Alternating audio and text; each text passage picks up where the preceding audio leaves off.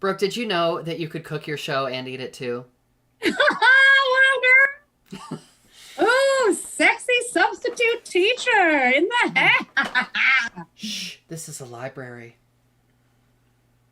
A sexy library. Is there any other kind? Not when we're around. Girl. So, girl, welcome to Tuesday night at 7 p.m. where we talk about covered dishes. You know what? I would like to share with you. You know what? Actually, this is going to be a fun. So for the dish tonight, I'll share you what I've been living on while traveling. And I always have epic snacks, and I have failed. So I'm here to tell you, everybody fails. I'm eating these plantain chips that were a panic purchase during my connection in Atlanta. They don't look bad. They're not bad, but they're not food. And then salted peanuts that have been open for so long, they are chewy. Ew. Ew. And then my favorite, which this is actually like old lady because it's fibrous, is unsweetened coconut flakes. Oh my God. You mean to tell me that's not just a bag of cocaine? Yes. What up, South Florida? Yeah. Oh my gosh. Okay, I think we need to put on the it. dish cam for this. Oh my God, put the dish cam on for my sad trash. Can you hold all of this up at the same time? All right. Do it So for for the thumbnail. difficult. Oh my God. People are gonna wonder what is happening. What is happening? Look at my face. Feature the jewelry. Feature the jewelry. So for this dish, it's a 3 out of 5 for difficulty. And one for each. Because I bought them all separately. It gets one for each. and then let me tell you, when these coconut flakes explode in your bag, you just look, it smells like suntan lotion. And it looks like it snowed, fake snow from like, remember when the mall Santa, they'd have like the fake snow out? Mm-hmm. Girl. What's worse, fake snow or Easter grass? Oh, wow. Readers, too. But viewers, oh my God, I can't. That's actually a really good question. Okay. I would actually say, obviously, the grass, because I just feel like it's staticky. It just gets everywhere. Yeah. But worse than that is glitter in cards. Oh, you don't like glitter in cards? I'm sorry. I've sent you a lot of glitter cards. No, I love them, but my sister hates them, so I always send her glitter cards. Because she's just like, it's fucking everywhere. And I'm like, yes. Welcome to being gay. Once a little sister, always a little sister. That too. Girl, how's your week going? Happy Valentine's Day to those who celebrate, which I learned, viewers, this week, that I do not celebrate Valentine's Day and Eileen Galvin does. You think you know someone. Yeah. You think you've been friends for a decade, and here we are. Because Brooke goes ham on holidays, but it turns out that I celebrate one of them more than she does. So I actually love Valentine's Day. We celebrated it over the weekend, so all of the feelings of Valentine's Day have fully worn off by now. So okay, yeah. how is my the Hangover week going? Episode. How is my week going? I'm just trying to hang on there for that full moon tomorrow. I saw that waxing gibbous outside. She is one phase away from full, and I said, "I see you, girl. I'm here for you. I'm holding out for that." It was. So what happens? Like, what's the energy you're carrying the day before a full moon? Oh, it's like pregnant with expectation. It's like, listen, we gotta push through. It's like the finish line, like the final push to the finish line. And I'm really like, I'm usually kind of manic and hyperactive because I'm like, something's gonna happen. Something's definitely gonna happen. You can feel it. You can feel it. Yeah. And it doesn't happen every full moon, but it's definitely happening this full moon. Like everything's happening at once. Yeah, I actually really feel that, and I love that you brought that up because I feel that like pregnant with expectations energy. You do? You feeling it? No. Am I still on the dish cam because the dish is No. Thank God. Well, you're acting like the dish is spoilt, girl, and that dish could never go sour. Timeless. No, I love that you celebrated by Estee Lauder. Trans. Yeah. Is she trans? She's trans. Feature the jewelry. If there's one thing you can count on in this program, we always feature the jewelry. I don't know what you're talking about. So how did you celebrate that? So do you have traditional ways you celebrate Valentine's Day? Oh, they're really boring. It's flowers, chocolate, and dinner. Like we have to do okay, those. but that's predictable and lovely. Like as a partner, I appreciate every one of those things. I love opening a box of chocolates. It's very like chocolate makes me happy. It just does. I love it. I love chocolate. I love coming home and like, oh, did you see the dining room table and there's flowers on it? I love that. That's fantastic to me. Right. And it's like it's not like a low bar. I'm not saying that, but it's not like you are like, I just love new cars. Like it's a very exactly. You know what I love? Porsches. You know what I mean? Like I love a Lexus with a big bow every secondary holiday. Yeah. Like, you have chosen a reasonable, like, I don't know. I always feel like flowers are one of those things. But we've had to cut back in these troubling times. So I've learned to settle with 6 a year, you know. Yes. And for Valentine's Day, I got a Kia. Then I dumped them. So, like, it is one of those things where I also feel like the flowers, and this might not be for everybody, but like, you don't need to spend a lot of money. But if you take them out and cut them and put them in the vase and like it's like, that's $10, but it can make like a huge, you know what I mean? Versus if someone just throws me them, like I get flowers and I'm like, oh, they're work. I'm going to have to cut them. I'm going to have to, right? Like if they're already in the vase, sensual. Yes. Very sensual. Yes. If they're cut in the vase and there's like a card. A card? Yeah. Oh, girl, you know we're a sucker for stationery. Yeah. If there's a card on a vase, I mean, if you needed confirmation that we're gay, there it is. Oh, yeah. I do love a card in the vase. Yeah. That's good, though. You know, I love the predictability of it. I think, like, I love that you celebrate it over the weekend, too, because I think it's just such a exhausting thing for people in the service industry. Like when it lands, you know what I mean? So it's good to spread it out. To celebrate when you can. That's very considerate of you. I was selfishly thinking like, who's doing Valentine's Day on a Monday? You know what I mean? Like I want the space to go out and then like have a drink and not worry about, you know, driving home safely, you know, like that kind of like, right. You can stay out. I don't have to get ready for work the next day. It's just, Yeah, it's just like good vibes. That's fabulous. No, I love that about you. I love that you celebrate this, like, because I feel like we get to pick and choose as queer folks what we want to keep. And so do heterosexual people, but they just don't have as much freedom and energy. And I think this is such a good example of like, if you want to keep it, fucking keep it. Keep the traditions? Keep whatever traditions you want. Yeah. You know? Right. Well, I think I think there's some expectation even in the queer community. We talked about this before. The heteronormativity in even queer communities where there's expectations around Valentine's Day about who's getting what, who's paying, you know, and I think the more that I've learned to let that stuff loosen and let it go, the happier and the freer I've been. Like, Absolutely. You know what? Let's figure out what Valentine's Day means for us. Because maybe you have a certain expectation or a gift giving and who's doing what and all those roles and stuff. But if you got to find that middle ground for you and who you're seeing, you know, even when you're just dating somebody starting out. It's like, tell me how you feel about Valentine's Day. Yeah, it's a good thing to get covered because, man, it creeps up on you. I'm not a Valentine's Day person, but I will say I do love, like, I love an anniversary and I love, you know what I mean? So for me, I think it also really depends on how you celebrate. So if you're the kind of person who's like, hey, Valentine's Day is my thing and I'm not really into anniversaries, like, you know what I mean? It's just like whatever the thing is.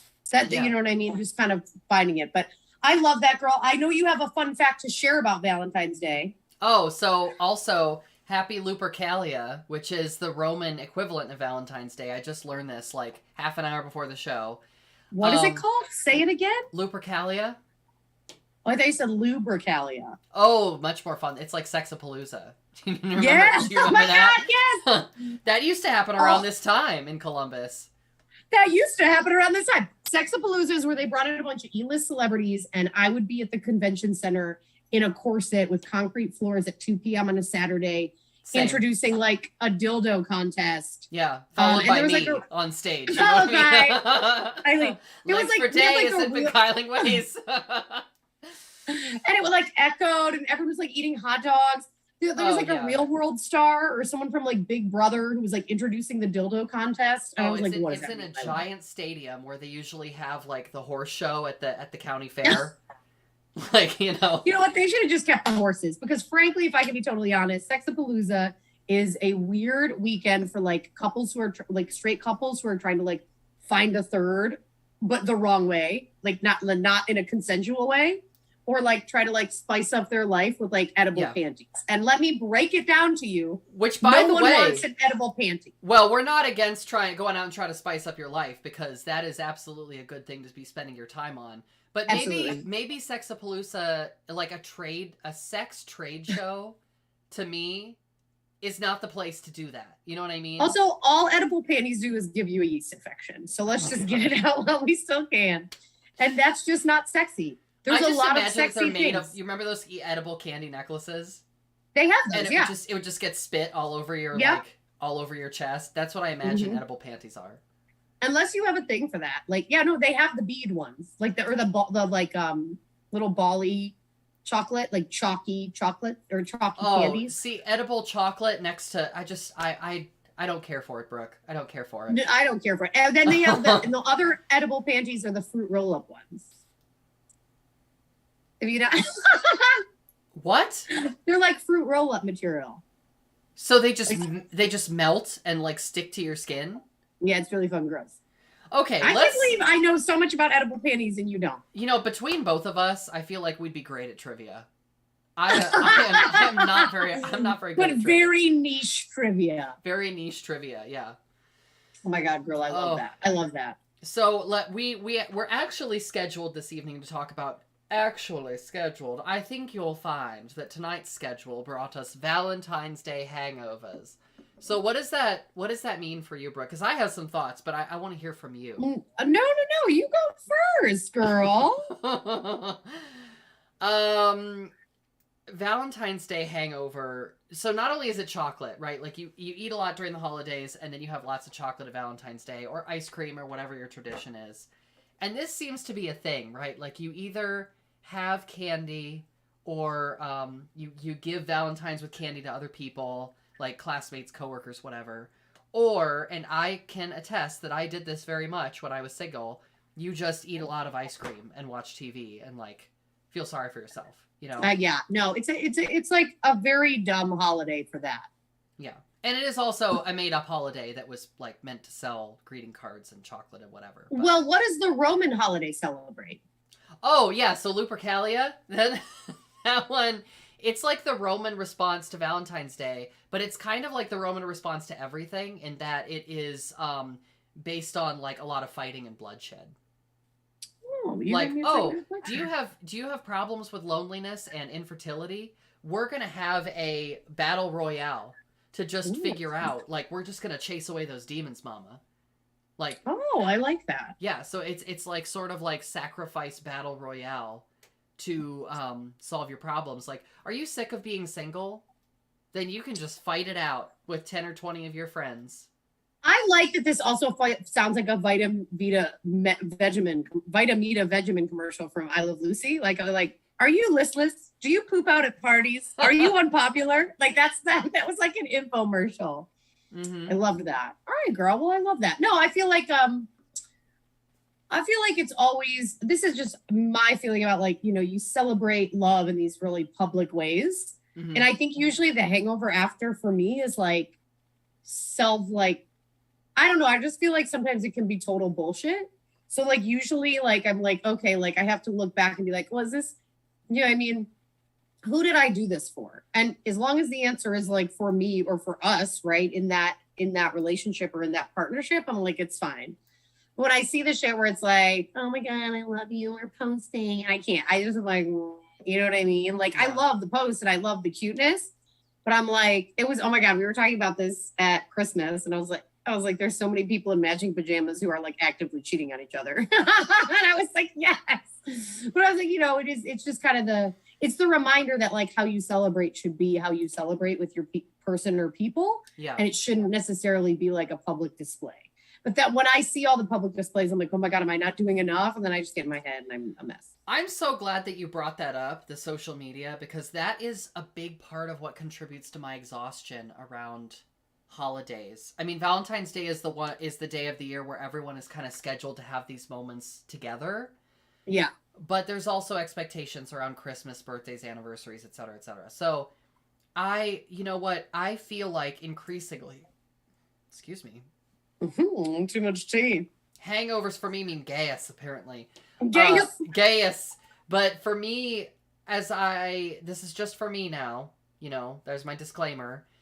I feel like I'm getting to the place in my life where I don't want to post things about my relationship online anymore. I'm kind of sick of it. I'm over it. I don't really need to post about anniversaries. I need to post about birthdays. Like, Right. I do like a nice Christmas or like other holidays that I celebrate post. But I don't really feel the need to broadcast it because when I hit post on it, I'm like, oh, this feels performative to me. It gives me some of the same feelings that I have when I look at some of the other posts online. Now, it's not all of them. Sometimes I see posts and it's difficult to explain why one feels like it's performative and the other one doesn't. But I'm just like, I don't really, why? Why am I doing this, At the end of the day, the thing that should matter to me is the connection I have with my person. I think I love that. I love that because I definitely post less now and I feel like it means more. Mm-hmm. You know what I mean? Like, I think it's just as I've gotten more comfortable with myself and my relationships and kind of figuring out just my friendships too, just everything, you know what I mean? All of my relationships. Like, I've noticed the people who are the most secure are not like, I'm with Bae, still with Bae, grocery store with Bae, you know what I mean? All the things. And I think it's just kind of like, I'm also getting to the point, oh my God, I was like, oh my gosh. I was on a date. This is terrible. And don't worry. They don't watch. I was on a date and this person like took, and I'm using they, them to keep it really general. So no one can guess. I see you, creepies. All right. And we're at dinner and they're just don't at me, girl. Don't at me. And everything that came out, the drink, the appetizer, the food, the entree, they're just like trying to like get a photo. And no fucking joke. They stood up. Like, it's like a cute little restaurant in Columbus, no longer open, whatever. Nothing's open in Columbus anymore. And they stand up in this fucking restaurant to like get the right angle on the food. And I'm like, you have 200 followers. Like, can we chill out? Like, you know what I mean? Like, it's like, what are you? I felt that. Right? Like, but it's like, you're not a Yelp. Like, if we're there and you're like a Yelp influencer and you are getting a discount on our food for this. Yeah. You are working. And then I'm like, okay. Or whatever. I think we should publish an etiquette guide, Brooke, because there's two things that you should not do. There's two things you should not do on a date, okay? You should not stand up to take photos for your social media at a date. And of the food. Take them of me, but not the food. Yeah. You need to make sure that you cut your asparagus with a knife. Wow. Fighting words. Eileen knows how I feel about this. Those are the two things you need to do. It was another terrible date. Okay, so I was on this date. You can't pick up a spear of asparagus with a fork and then just like, you can't do that. You just can't. Like Linda Belcher. Ngang, ngang, ngang, ngang. That's exactly what it was. It was terrifying. It was like Bugs Bunny. And I know what you're saying, cover dish viewer. Etiquette's complicated. And you know what? Stick with us. It's riddled with privilege. It is riddled with privilege. We'll help you with it. It's not a big deal. We'll get... I'll do a continental dining course. You know what we should do? We should offer continental dining courses where like we are in, like you are dressed in like burlesque, like high-end burlesque. Oh, yes. Yeah. Etiquette course. Mm-hmm. I like that. Now, and let me tell you, Brooke, I sought out all this information on my own. I did not go to finishing school or any of that shit. I had an etiquette class at my public high school at the Golden Corral. At the Golden Corral. We got paired up boys and girls. Keep going. Talk about horror stories with dates. It wasn't even a real date. We got paired up boys and girls. There was no discussion of whether you're gay or whatever. You go to the Golden Corral, and they told us that you have to balance peas on your fork. You are not allowed to pierce the peas with your fork tines.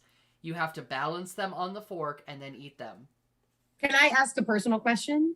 Yes. Always. Was the fork prongs up or prongs down? Oh, you know what? I'm not even sure that I remember. I think it was down. Because how are you going to do it up? Because that's continental dining is prongs down. Well, how are you going to... Oh, you can't pierce. Yeah, you can't pierce. I was going to say, if you were going to pierce, how would you do it up? You can. So you have to do prongs down, and then you use your knife to scoop them on. And then the other thing with etiquette is you can't move your head. So you can't move your head to get to the peas, right? Oh, you have to bring generally speaking, yeah, you're not supposed to lean over your plate. You're supposed to keep, which is why corsets actually help with your posture, but that's problematic in so many other ways.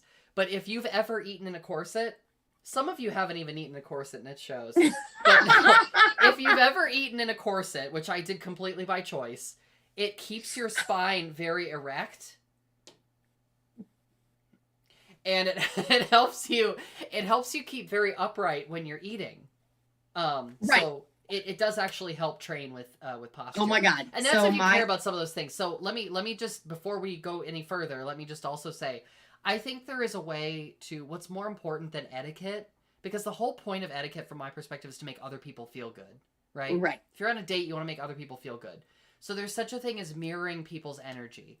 If someone is a very casual person, like they're eating with a very casual style, they're communicating very casually, a way that you can communicate, that you can mirror their energy is by adopting certain casual styles that they're doing, right? But you can still cut your asparagus. But that is the line that you can't cross. You have to cut your asparagus. I am going to come out. I eat soup wrong. How do you eat it? So you're supposed to do spoon away. And I do spoon toward. And it's pretty controversial in my family. Controversial at Brave. Yes. And... Oh my God. How have we never talked about this before? There's so much material here. Oh my God. So here's the thing. My mom is like a sucker about how people eat their soup, which is, again, very privileged. And she is very sweet, and I'm not insulting her. But I remember I brought home a partner, and like the partner like kind of forgot and ordered, like we got to the house and they had ordered Thai food and ordered soup, and they like looked at me and were like, and I was like, good fucking luck, idiot. Why did you order soup the first time meeting my mom? Oh my gosh. Also, I do think your mom probably needs to calm down just a little bit about this particular thing. Like if the soup is the make or break for the first meeting, then like maybe we should unpack that. But I mean, I try to set people up by being like, don't fucking order soup in front of my mom. Yeah. Like, I'm trying to set you up for success. Also, how are you supposed to eat soup? Can you please? Because I... Okay, wait. I need like a fork or something. Okay, so wait. Okay, so we need to pantomime this. Okay, so here's the spoon, right? Mm-hmm. And it's spoon away. So you scoop away, right? So it's the outside. So it's this, the concave part is facing you, and you go in, right? And then you go in, and then to get the stuff off the bottom, you go away from you to the side of the bowl that's that's like farther away from you. And then you lift, because you can't move your head, and then you come in. What? I've never done that. Okay. I pick up the spoon because I'm left-handed. Okay. So I take the spoon. Okay. I scoop it down and towards you. Towards me. Towards you. Yes. Yes. Wrong. Very wrong. You gotta go. And you know what? This is why we can't be together. My mom doesn't approve. You know what I mean? That's it. I just think if that's the thing, like that is not... No, I know. She's not that crazy. Okay. All right. Does she hate everyone? I was like, because I feel like everyone does that. Wow. Yeah, I'm very white. So anyways. What did we learn today? We are very white. What did we learn today? Brooke is white. So girl, we have some unabashed plugs to talk about in March. We surely do. So you have 3 chances to see Eileen Galvin and myself sharing a stage, which is just absurd. So mark it, tell your friends, and you have 2 different cities to choose from. This literally never happens, so you better get your tickets now. Yeah. So this is thoughtful of us and you to come. We really want to see you. So we will be in Miami at Villain Theater on March 12th. We are both on Tonight with Tarek, which is a fabulous show. Follow them on Instagram and follow Villain Theater and Villain Stand Up. It is an amazing talk show in Little Haiti in Miami, so check it out. Then, Eileen, we have 2 shows in Columbus. Tell them about the Saturday night show. I know we're still waiting on details for the Friday. Yes. Okay. So the Saturday night show is going to be at the Vanderelli Room. It is a partner. It is a partnership between us and Ohio Name Change Microgrants, which is a fabulous organization that that you can apply to for funds to navigate the name change process if you're trans. So if you haven't been through that process before, it involves some legal fees, and you're also required by law to publish your name change in a one of like two newspapers. They give you a choice. One's more expensive, one's less expensive. It's a very antiquated rule, but it does cost money. So yeah.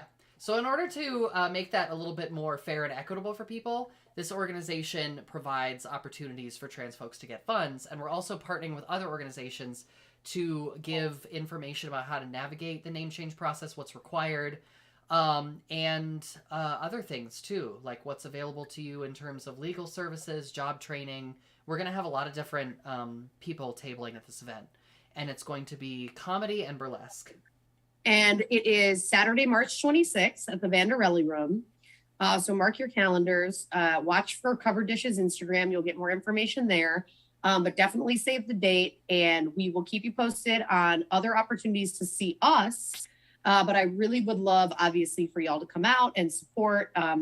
The organization is really amazing because there are so many barriers, and oftentimes the barriers to funds, we talk about the access to, in access to all of the levels, right, that are needed. Like for a trans person to get this money, and while it may not be a lot of money, it might be $80 or $200 or $150, the barrier to get that money for other organizations is often very high, because in the nonprofit world, everything's tied to grants, and grants have all these rules. And you can't give this person money unless they have a ferret, and they have to show a picture of the ferret, and it has to have in sepia tone. And you're like, where are we?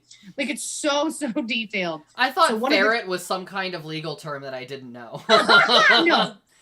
Ferret. That's how complicated it is. We're all willing to believe that there are just these terms that are out there that we don't know about, because it's impossible to navigate the system. What is in the gay community? What would a ferret be? Another conversation. That's another episode. So, the one of the things that this organization does that I really, really appreciate it, and it's part of Trans Ohio, which is an amazing organization. So they work through their 501c3, is that there's not a high barrier. You know what I mean? And I think that's really key, because it is extremely exhausting to go through this process and like, oh yeah, sure, $200, no big deal, whatever. Just fill out this 30-page form and get 5 references. Like that is just not going to happen. Get a letter from your doctor and go in front of a judge and justify why you go by the name that you've been going as for the last 10 years. Right. And then publish it in a newspaper through Pony Express, get on a horse, ride back into the 1850s like Doc Brown in Back to the Future. One of the sequels is in the Wild West. Anyways, it's just so complicated. And by the way, one additional thing to add. That's not the process to change your gender marker on your driver's license, your social security card, your birth certificate. Those are all separate processes, your separate passport, offices, separate lines to stand in. Your passport. Yeah. It's a mess. Everything sucks if you're trans. Well, not everything. Which would be a good name for a memoir. Well, bureaucracy sucks if you're trans. How's that? That's fair. So again, it's about removing barriers. So I'm really sorry I went on a little rant. Anyways. No, you're fine. What are we here for if not to talk about the issues? Call your trans friends, tell them you love them, and send them $200. And in the comments, let me know what you think a ferret is. We have lots of animals in the gay community, so we would love to know. Let us know. We would love to know. We would love to know what is a ferret, and let us know what you want us to talk about on future Cover Dishes. So with that in mind, we've reached the end of our time. But dear viewers, we'll be back next week at 7 p.m. on Tuesday for another edition of Cover Dish. Bye.